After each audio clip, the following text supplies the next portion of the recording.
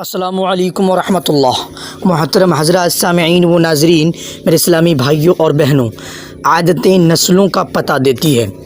دوستو، آج جو گفتگو جو باتیں آپ کے سامنے پیش کرنے والا ہوں، آپ کے ساتھ کرنے والا ہوں، وہ ایک تعجبناک حیرت انگیز باتیں ہیں نسل کے سلسلے میں اور عادت کے سلسلے میں۔ دوستو، آپ کو پتہ ہونا چاہیے کہ عادتیں نسلوں کا پتہ دیتی ہے۔ عادت اخلاق اور طرز عمل خون اور نسل دونوں کی پہچان کرا دیتے ہیں۔ تو دوستو، گفتگو اور بات چیت کرنے کا سلسلہ شروع کرنے سے پہلے آپ سے ایک چھوٹی سی گزارش ہے کہ آپ کو اگر یہ باتیں پسند آئیں تو لائک کریں، چینل کو سبسکرائب کریں اور بیل بٹن کے اوپر کلک کر کے آل کے اوپر بھی پریس کر دیں۔ عادتیں نسلوں کا پتہ دیتی ہے۔ ایک بادشاہ کے دربار میں ایک انجان آدمی نوکری مانگنے کے لیے حاضر ہوا۔ قابلیت پوچھی گئی تو کہا سیاسی ہوں۔ عربی میں سیاسی کا مطلب افہام، فہم، تفہیم سے مسئلہ حل کرنے والے کو کہتے ہیں۔ بادشاہ کے پاس سیاست دانوں کی بھرمار تھی۔ اسے خاص گھوڑوں کے استبل کا انچارج بنا دیا گیا، جس کا انچارج حال ہی میں انتقال کر گیا تھا۔ کچھ روز بعد بادشاہ نے اسے اپنے سب سے مہنگے پیارے گھوڑے کے بارے میں پوچھا، اس کی چال ڈھال، حقیقت کے بارے میں، تو اس نے کہا کہ گھوڑا نسلی نہیں ہے۔ بادشاہ کو حیرت ہوئی۔ اس نے جنگل سے گھوڑے والے کو بلوایا جس سے لیا تھا۔ اس سے پوچھا، کیا یہ باتیں سچ ہیں؟ اس نے بتایا، گھوڑا نسلی ہے، لیکن اس کی پیدائش پر اس کی ماں مر گئی تھی۔ یہ ایک گائے کا دودھ پی کر اس کے ساتھ پلا بڑھا ہے۔ استبل کے انچارج کو بلایا گیا۔ بادشاہ نے سوال کیا، تمہیں کیسے پتہ چلا یہ گھوڑا نسلی نہیں ہے؟ استبل کے انچارج کو بلایا گیا۔ بادشاہ نے سوال کیا، تمہیں کیسے پتہ چلا یہ گھوڑا نسلی نہیں ہے؟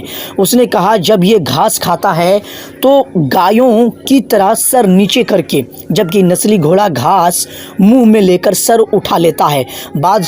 بادشاہ اس کی عقل و سوچ سے بہت خوش ہوا۔ اس کے گھر اناج، بھنے ہوئے دمبے اور پرندوں کا بڑھیا نسل کا گوشت بطور انعام بھجوایا۔ اس کے ساتھ ساتھ اسے رانی کے محل میں تعینات کر دیا۔ چند دنوں بعد بادشاہ نے اس سے پوچھا، بیگم کے بارے میں تمہاری کیا رائے ہے؟ اس نے کہا، بیگم کے طور طریقے تو رانی جیسے ہیں، لیکن وہ شہزادی نہیں ہے۔ بادشاہ کے پیروں تلے سے زمین نکل گئی۔ جب کچھ ہوش حواس واپس آئے تو اپنی ساس کو بلا بھیجا۔ ساری بات ساس کو بتانے کے بعد اس نے کہا کہ حقیقت کیا ہے؟ ساس نے بتایا کہ تمہارے باپ نے میرے شوہر سے ہماری بیٹی کی پیدائش پر ہی رشتہ مانگ لیا تھا۔ تمہارے باپ نے میرے شوہر سے ہماری بیٹی کی پیدائش پر ہی رشتہ مانگ لیا تھا، لیکن ہماری بیٹی 6 مہینہ بعد ہی انتقال کر گئی، جس کی وجہ سے ہم نے تمہارے بادشاہ سے قریبی رشتہ رکھنے کے لیے ایک بچی کو اپنی بیٹی بنا لیا۔ بادشاہ اس آدمی کو بلایا اور اس سے پوچھا کہ تمہیں کیسے پتہ چلا؟ اس نے کہا کہ مہارانی کا نوکروں کے ساتھ سلوک جاہلوں سے بھی بدتر ہے۔ بادشاہ اس کی عقل اور دماغ پر دنگ رہ گیا اور اس سے بہت امپریس ہوا۔ بہت سارا اناج، بھیڑ بکریاں انعام دے کر اسے شاباشی دی اور ساتھ ہی ساتھ اسے اپنے دربار میں تعینات کر دیا۔ کچھ دن گزرنے کے بعد بادشاہ نے اس سے کہا، میرے بارے میں کچھ بتاؤ۔ اس آدمی نے کہا، اگر جان کی امان ملے، یعنی آپ مجھے سزا نہیں دیں گے، تو میں کچھ سچائی بتاؤں۔ بادشاہ نے کہا، تمہیں جان کی امان ہے؟ اس نے کہا کہ آپ شہزادے نہیں ہو، نہ آپ کا چلن بادشاہوں والا ہے۔ بادشاہوں کا تاؤ آ گیا، مگر جان کی امان دے چکا تھا۔ سیدھا اپنی ماں کے پاس گیا اور اپنی ماں سے کہا کہ سچ بتاؤ کہ میں کون ہوں؟ تو اس کی ماں نے کہا کہ تم ایک چرواہے کے بیٹے ہو، ہماری اولاد نہیں تھی تو تمہیں گود لے کر پالا۔ بادشاہ نے اس آدمی کو بلایا اور پوچھا کہ بتاؤ، تمہیں کیسے علم ہوا کہ میں شہزادہ نہیں ہوں؟